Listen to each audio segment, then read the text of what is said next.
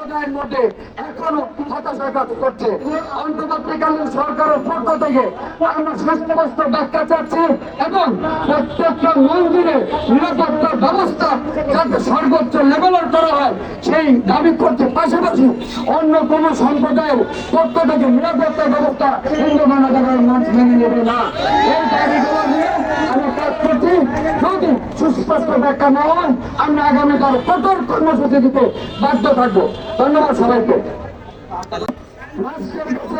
এবং ধর্ম প্রতিষ্ঠার কাছে একটা বার্তা পৌঁছে দিতে চাই, সেটা হলো আপনি স্পষ্টভাবে বলেছেন যে আমাদের দুর্গা পূজা মাদ্রাসা ছাত্ররা আমাদের নিরাপত্তা দিবে। আমরা আপনার এই কথাকে তীব্র নিন্দা জানাচ্ছি এবং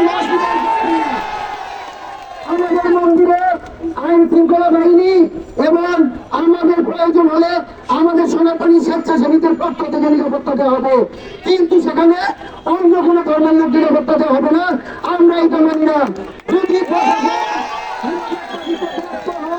তাহলে আমাদেরকে বলে দিলেন, আমরা প্রয়োজনে এই পূজা করব, আর যদি পারি না করবো। ধন্যবাদ সবাইকে।